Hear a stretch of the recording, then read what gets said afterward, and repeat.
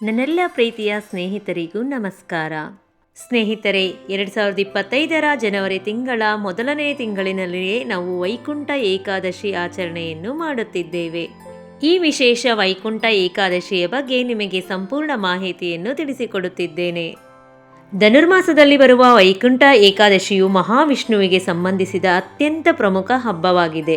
ಅತ್ಯಂತ ಪ್ರಾಮುಖ್ಯತೆಯನ್ನು ಕೂಡ ಪಡೆದುಕೊಂಡಿದೆ. ಪುಷ್ಯ ಮಾಸದ ಶುಕ್ಲ ಪಕ್ಷದ 11ನೇ ದಿನ ಆಚರಿಸುವ ಈ ಏಕಾದಶಿಯು ಹಲವಾರು ಕಾರಣಗಳಿಂದ ಪ್ರಾಮುಖ್ಯತೆಯನ್ನು ಪಡೆದಿದೆ. ಈ ದಿನ ವೈಕುಂಠ ಬಾಗಿಲು ಅಂದರೆ ಸ್ವರ್ಗದ ಬಾಗಿಲು ತೆರೆಯುತ್ತದೆ ಎಂದು, ಈ ಬಾಗಿಲಿನಿಂದ ಪ್ರವೇಶಿಸಿದರೆ 7 ಜನ್ಮಗಳಲ್ಲಿ ಮಾಡಿರುವ ಪಾಪಗಳು ನಿವಾರಣೆಯಾಗಿ ಮೋಕ್ಷವನ್ನು ಪಡೆಯುತ್ತಾರೆ ಎಂದು ಹೇಳಲಾಗುತ್ತದೆ. ಪೌರಾಣಿಕ ಹಿನ್ನೆಲೆಯ ಪ್ರಕಾರ ಸಮುದ್ರ ಮಥನದ ಸಮಯದಲ್ಲಿ ಈ ದಿನದಂದೇ ಅಮೃತವು ಉಕ್ಕಿ ಬಂದಿತು, ದೇವತೆಗಳಿಗೆ ಹಂಚಲ್ಪಟ್ಟಿತು. ಆದ್ದರಿಂದ ಈ ದಿನವು ಬಹಳ ಶುಭ ದಿನವೆಂದು ಹೇಳಲಾಗುತ್ತದೆ. ಈ ದಿನ ಮರಣವನ್ನು ಹೊಂದುವಂತವರು ಪಾಪಗಳಿಂದ ಮುಕ್ತರಾಗಿ ವೈಕುಂಠವನ್ನು ಸೇರುತ್ತಾರೆ. ಅಷ್ಟೇ ಅಲ್ಲದೆ ಮಹಾಭಾರತದ ಯುದ್ಧದ ಸಮಯದಲ್ಲಿ ಶರಶಯ್ಯೆಯಲ್ಲಿ ಮಲಗಿದ್ದಂತಹ ಭೀಷ್ಮನು ಕೊನೆಯ ಉಸಿರನ್ನು ಇಟ್ಟುಕೊಂಡು ಈ ದಿನಕ್ಕಾಗಿಯೇ ಕಾಯುತ್ತಿದ್ದರು ಎಂಬ ಒಂದು ನಂಬಿಕೆ ಕೂಡ ಇದೆ. ವೈಕುಂಠವೆಂದರೆ ಕ್ಷೀರಸಾಗರದಲ್ಲಿ ಶೇಷನಾಗನ ಮೇಲೆ ಪವಡಿಸುವ ವಿಷ್ಣುವಿನ ವಾಸಸ್ಥಾನ. ವರ್ಷಪೂರ್ತಿ ವೈಕುಂಠ ದ್ವಾರವನ್ನು ಮುಚ್ಚಲಾಗಿ ಈ ಏಕಾದಶಿಯೆಂದು ಮಾತ್ರ ತೆರೆಯಲಾಗುತ್ತದೆ.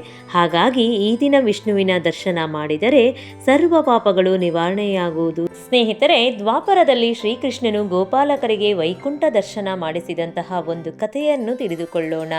ಗೋಕುಲದಲ್ಲಿ ಕೃಷ್ಣನ ತಂದೆ ನಂದಗೋಪಾಲನು ಏಕಾದಶಿ ವ್ರತವನ್ನು ತಪ್ಪದೇ ಆಚರಿಸುತ್ತಿದ್ದರು. ಒಮ್ಮೆ ಏಕಾದಶಿ ವ್ರತವನ್ನು ಆಚರಿಸಿ ಮರುದಿನ ದ್ವಾದಶಿ ಪಾರಣೆ ಮಾಡಬೇಕಿತ್ತು. ಅಂದು ದ್ವಾದಶಿ ಸ್ವಲ್ಪವೇ ಇತ್ತು. ಬೇಗ ಸ್ನಾನ ಮಾಡಿ ಬಂದು ಪೂಜಾ ಕಾರ್ಯಗಳನ್ನು ಮುಗಿಸಿ ಪಾರಣೆ ಮಾಡಬೇಕೆಂದು ಬೆಳಗಿನ ಜಾವಕ್ಕೂ ಮೊದಲೇ ಯಮುನಾ ನದಿಗೆ ಸ್ನಾನಕ್ಕೆ ಹೋದರು. ಅದು ರಾಕ್ಷಸರು ಸಂಚಾರ ಮಾಡುವ ಸಮಯವಾಗಿತ್ತು. ನಂದಗೋಪನು ನೀರಿನಲ್ಲಿ ಮುಳುಗಿದಾಗ ವರುಣ ಎಂಬ ರಾಕ್ಷಸನ ಸೇವಕ ನಂದಗೋಪನನ್ನು ಹೊತ್ತೊಯ್ದು ವರುಣನಿಗೆ ಒಪ್ಪಿಸುತ್ತಾನೆ. ಇತ್ತ ಗೋಕುಲದಲ್ಲಿ ಸ್ನಾನಕ್ಕೆ ಹೋದ ನಂದಗೋಪಾಲ ಇನ್ನೂ ಬಂದಿಲ್ಲವೆಂದು ಊರ ತುಂಬ ಹರಡಿತು.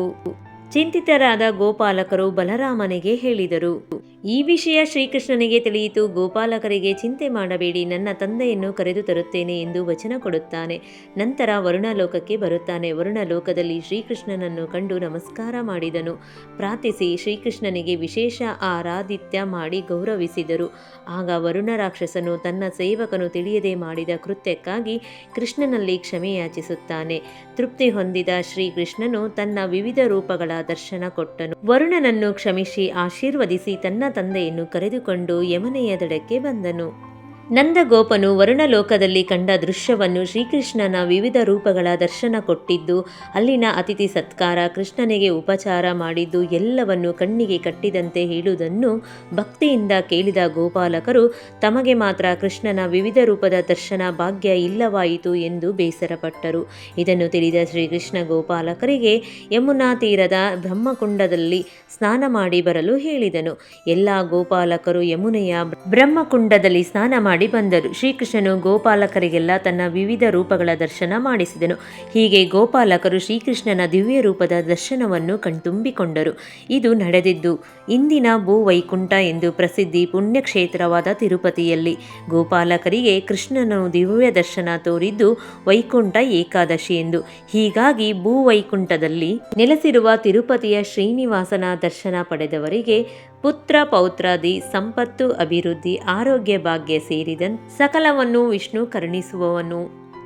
ವೈಕುಂಠ ಏಕಾದಶಿಯು ನಮಗೆ ಜನವರಿ 9ನೇ ತಾರೀಕು 12:22 ಮಧ್ಯಾಹ್ನದಿಂದ ಪ್ರಾರಂಭವಾಗಿ ಜನವರಿ 10ನೇ ತಾರೀಕು 10:19 ಮುಕ್ತಾಯವಾಗುತ್ತದೆ. ಸೂರ್ಯೋದಯದ ನಂತರ ನಾವು ಗಣನೆಗೆ ತೆಗೆದುಕೊಳ್ಳುವ ಕಾರಣದಿಂದ ಜನವರಿ 10ನೇ ತಾರೀಕಿನಂದು ವೈಕುಂಠ ಏಕಾದಶಿಯ ಉಪವಾಸವನ್ನು ನಾವು ಮಾಡಬೇಕು. ಹಾಗೆಯೇ ನಮಗೆ ದ್ವಾದಶಿ ತಿಥಿಯು ಜನವರಿ 10ನೇ ತಾರೀಕು 10:19 ಪ್ರಾರಂಭವಾಗಿ ಜನವರಿ 11ನೇ ತಾರೀಕು 8:21 ಮುಕ್ತಾಯವಾಗುತ್ತದೆ. ಹಾಗಾಗಿ 11ನೇ ತಾರೀಕಿನಂದು ನಾವು ಪಾರಾಯಣ ಅಂದರೆ ನಮ್ಮ ಉಪವಾಸವನ್ನು ಕೊನೆಗೊಳಿಸಬೇಕು. ಹಾಗೆ ನಾವು ಪೂಜಾ ವಿಧಾನದ ಬಗ್ಗೆ ತಿಳಿದುಕೊಳ್ಳೋದಾದರೆ ವಿಷ್ಣುವಿನ ಫೋಟೋ ಆಗಿರ್ಬೋದು, ಕೃಷ್ಣ, ಹಾಗೆ ಶಿವ, ಶ್ರೀನಿವಾಸ, ವೆಂಕಟರಮಣ, ಹಾಗೆ ನರಸಿಂಹಸ್ವಾಮಿ ಮೂರ್ತಿ, ಇವೆಲ್ಲ ವಿಷ್ಣುವಿನ ಅವತಾರಗಳು. ಈ ದೇವರಿಗೆ ಸಂಬಂಧಿಸಿದಂತಹ ಯಾವುದಾದರೂ ಒಂದು ಫೋಟೋವನ್ನು ಇಟ್ಟು ನಾವು ಪೂಜೆಯನ್ನು ಮಾಡಬಹುದು. ಹಾಲು, ಸಕ್ಕರೆ, ಹಣ್ಣು, ರವೆ ಸಜ್ಜಿಗೆ, ಹಾಗೆ ಯಾವುದಾದ್ರೂ ಸ್ವೀಟನ್ನು ಕೂಡ ನೀವು ನೈವೇದ್ಯವನ್ನಾಗಿ ಮಾಡಬಹುದು. ಆದರೆ ಅನ್ನವನ್ನು ನೈವೇದ್ಯವನ್ನು ಮಾಡಬಾರದು. ನಾವು ಬಳಸುವಂತಹ ಪ್ರಸಾದಕ್ಕೆ ಈರುಳ್ಳಿ ಬೆಳ್ಳುಳ್ಳಿಯನ್ನು ಬಳಸದೆ ನೈವೇದ್ಯವನ್ನು ಮಾಡಬೇಕು. ಮಾರನೇ ದಿನ ನೀವು ಉಪವಾಸವನ್ನು ಪೂರ್ಣಗೊಳಿಸಿ ಊಟವನ್ನು ಮಾಡುವ ಕಾರಣದಿಂದ ಅಂದಿನ ದಿನ ನೀವು ಯಾವುದೇ ಸಿಹಿ ಪದಾರ್ಥವನ್ನಾದರೂ ಮನೆಯಲ್ಲಿ ಮಾಡಿಕೊಳ್ಳಬಹುದು. ವಿಶೇಷವಾಗಿ ಈ ದಿನ ನಾವು ಉಪವಾಸವನ್ನು ಮಾಡಬೇಕು. ಆದರೆ ಉಪವಾಸವನ್ನು ಕೆಲವೊಬ್ಬರಿಗೆ ಆರೋಗ್ಯದ ಪರಿಸ್ಥಿತಿಯಿಂದ ಮಾಡಲಿಕ್ಕೆ ಆಗ್ತಾ ಇರಲ್ಲ. ಅಂತಹವರು ಪೂರ್ತಿ ಉಪವಾಸವನ್ನು ಮಾಡದೆ ಹಾಲು ಹಣ್ಣನ್ನು ತೆಗೆದುಕೊಂಡು ಉಪವಾಸವನ್ನು ಮಾಡಬಹುದು. ಒಂದು ಹೊತ್ತಿನ ಆಹಾರವನ್ನು ಕೂಡ ಸೇವಿಸಬಹುದು. ಹಾಗೆ ರಾತ್ರಿ ಸರಳ ಉಪಹಾರವನ್ನು ಕೂಡ ತಿನ್ನಬಹುದು. ಆದರೆ ಯಾವುದೇ ರೀತಿಯಾಗಿರ್ತಕ್ಕಂತಹ ರೈಸ್ ಐಟಮ್ಸ್ನ ನಾವು ಊಟ ಮಾಡಬಾರ್ದು. ಪೂಜೆಯಷ್ಟೇ ವಿಶೇಷವಾಗಿ ಪೂಜೆಯ ವಿಶೇಷತೆಯ ಕಥೆಯನ್ನು ಕೂಡ ನಾವು ಕೇಳಬೇಕು. ಹಾಗೆ ವಿಷ್ಣುವಿಗೆ ಸಂಬಂಧಿಸಿದಂತಹ ಮಂತ್ರ ಪಠಣೆಗಳನ್ನು ನಾವು ಮಾಡಬೇಕು. ಸರ್ವ ಸಂಕಷ್ಟಗಳಿಂದ ಮುಕ್ತರಾಗಲು ಈ ಒಂದು ಮಂತ್ರವನ್ನು ಹೇಳಿದರೂ ಕೂಡ ಸಾಕು. ಓಂ ಭಗವತೆ ವಾಸುದೇವಾಯ ನಮಃ. ವಿಷ್ಣು ಗಾಯತ್ರಿ ಮಂತ್ರ. ಓಂ ನಾರಾಯಣಾಯ ವಿದ್ಮಹೇ ವಾಸುದೇವಾಯ ಧೀಮಹಿ ತನ್ನೋ ವಿಷ್ಣು ಪ್ರಚೋದಯಾತ್. ವಿಶೇಷವಾಗಿ ಈ ಏಕಾದಶಿ ವ್ರತವನ್ನು ಪುತ್ರ ಸಂತಾನ ಭಾಗ್ಯವನ್ನು ಬಯಸುವಂತಹವರು, ಹಾಗೆಯೇ ಪಿತೃದೋಷ ನಿವಾರಣೆಗಾಗಿ ಈ ಏಕಾದಶಿ ಆಚರಣೆಯನ್ನು ಮಾಡುವುದರಿಂದ ನಮಗೆ ಶೀಘ್ರ ಫಲ ದೊರೆಯುವುದೆಂದು ವೈಕುಂಠ ಏಕಾದಶಿಗೆ ಸಂಬಂಧಿಸಿದಂತಹ ವಿಶೇಷ ಕಥೆಗಳಲ್ಲಿಯೇ ಅದರ ವಿವರವನ್ನು ತಿಳಿಸಲಾಗಿದೆ. ಅದರ ಬಗ್ಗೆ ಮುಂದಿನ ವಿಡಿಯೋದಲ್ಲಿ ನಿಮಗೆ ತಿಳಿಸಿಕೊಡುತ್ತೇನೆ. ಮಹಾವಿಷ್ಣುವು ನಿಮ್ಮೆಲ್ಲರಿಗೂ ಒಳ್ಳೆಯದನ್ನು ಮಾಡಲಿ. ಧನ್ಯವಾದಗಳು.